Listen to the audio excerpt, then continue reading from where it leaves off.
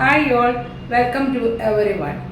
ഇന്നത്തെ കുക്കിംഗ് വീഡിയോയിൽ കാടമുട്ടക്കറി, ക്വിൽ എഗ് കറി എങ്ങനെ ചെയ്യാമെന്ന് നമുക്ക് നോക്കാം.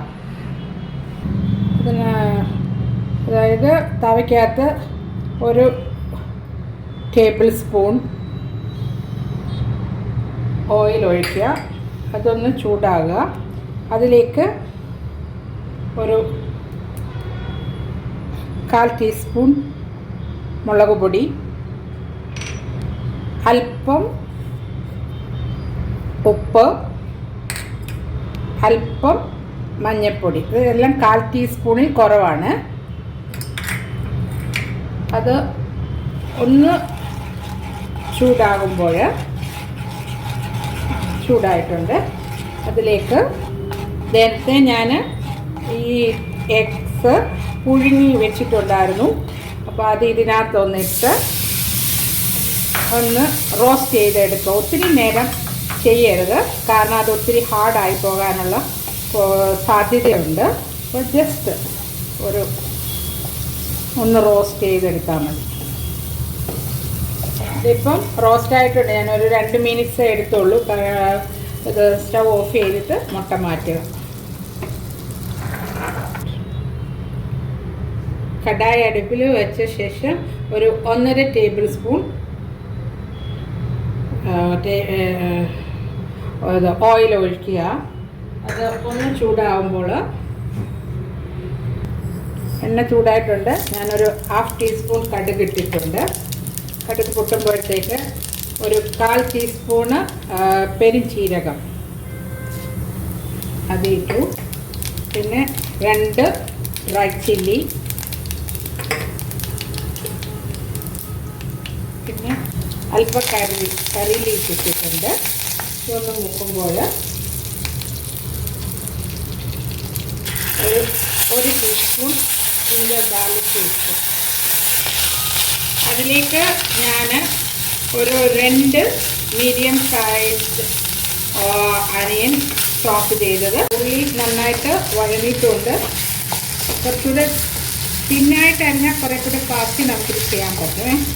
അതിലേക്ക് ഒരു 1/4 ടീസ്പൂണ് മഞ്ഞൾപ്പൊടി ഇട്ടു.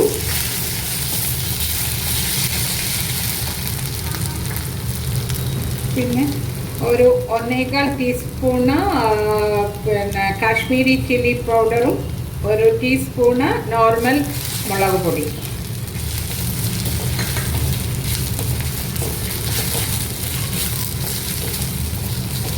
റോസ്മെൽ മാറുന്നത് വരെ ഇത് ഇളക്കിക്കൊണ്ടിരിക്കുക.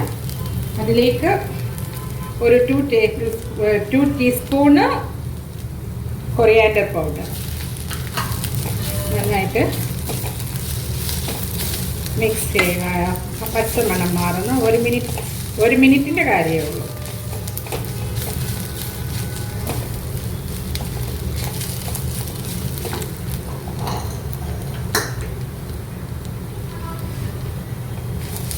ഇതിലേക്ക് ഒരു ചെറിയ 2 ടൊമാറ്റോ നന്നായിട്ട് പിന്നെ അരച്ചെടുത്തതായ പേസ്റ്റാണ്. അത് ഞാനിപ്പോൾ ഇതിലേക്ക് ചേർക്കുന്നു.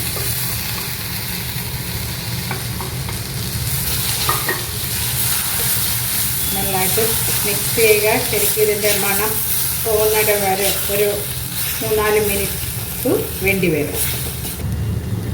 ഇപ്പോൾ ഒന്ന് വഴന്നിട്ടുണ്ട്. ഇതിലേക്ക് ഞാനൊരു 1 ടീസ്പൂണ് ഉപ്പ് ആഡ് ചെയ്യുന്നു. അത് പിന്നെ ഈ പറഞ്ഞ പോലെ വേണമെന്നുണ്ടെങ്കിൽ പിന്നെ നമുക്ക് ആഡ് ചെയ്യാവേ. ഇനി ഇതിലേക്ക് 1 teaspoon garam masala powder add ചെയ്യുക. ഇതിലേക്ക് ഒരു കോക്കനട്ട് മിൽക്ക് ഒരു രണ്ടാമത്തെ പാൽ എടുത്തതാണ്. ഏകദേശം ഒരു 1 കപ്പ് കാണും. ഇതിനകത്തേക്ക് ഒഴിക്കുക.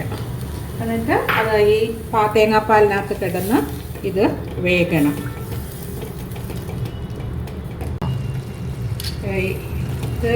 ഇത് കുറച്ച് വറ്റിയിട്ടുണ്ട്. ഇതിലേക്ക് നല്ല തിക്കായിട്ടുള്ളതായ കോക്കനട്ട് മിൽക്ക് ഒഴിക്കുക.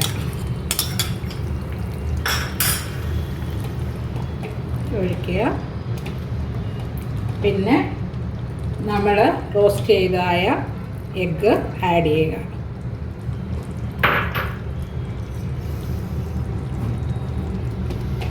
പിന്നെ കുറച്ച് കൊറിയാൻഡർ ലീഫ് ചേർക്കുക.